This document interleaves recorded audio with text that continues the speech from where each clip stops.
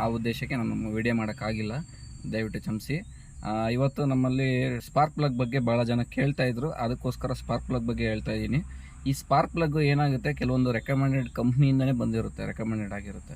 ಈ spark plug ಈ company ಯಾವುದಂದ್ರೆ ಬಾಷ್ ಆಗಿರುತ್ತೆ, ಚಾಂಪಿಯನ್ ಅಂತೇಳಿ ಸ್ಪಾರ್ಕ್ ಪ್ಲಗ್ ಇದೆ, ಒಂದು ಸುಮಾರು ಬ್ರ್ಯಾಂಡ್ಗಳು ಇದ್ದಾವೆ. ಅದರಲ್ಲಿ ನಿಮಗೆ ಕಂಪ್ನಿಯಿಂದ ಮ್ಯಾನುಫ್ಯಾಕ್ಚರಿಂಗ್ ಕಂಪ್ನಿ ಏನಾಗಿರುತ್ತೆ, ಮ್ಯಾನುಫ್ಯಾಕ್ಚರಿಂಗ್ ಒಳಗೆ ಕೆಲವೊಂದು ರೆಕಮೆಂಡ್ ಆಗಿರುತ್ತೆ. ಈಗ ಎಕ್ಸಾಂಪಲ್ಲು ನಿಮಗೆ ಈಕೋ ವ್ಯಾನಲ್ಲಿ ಸ್ಪಾರ್ಕ್ ಪ್ಲಗ್ಗು ಬಾಷ್ ಕಂಪ್ನಿಯಿಂದ ಬಂದಿರುತ್ತೆ.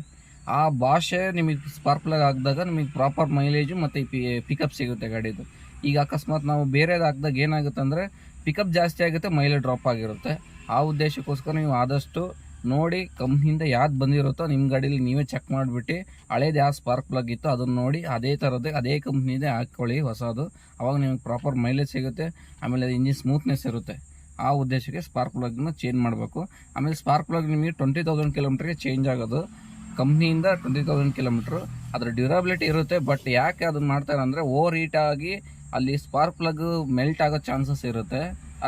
ಮೆಲ್ಟ್ ಆದಾಗ ಏನಾಗುತ್ತೆ ಅಂತ ಗಾಡಿದು ಹೆಡ್ಡಲ್ಲಿ ಬ್ಲಾಕ್ ಆಗಿ ಹೆಡ್ಡೇ ರಿಪ್ಲೇಸ್ಮೆಂಟ್ ಮಾಡಬೇಕು ಅಂತ ಅವಶ್ಯಕತೆ ಬಂದ್ಬಿಡುತ್ತೆ.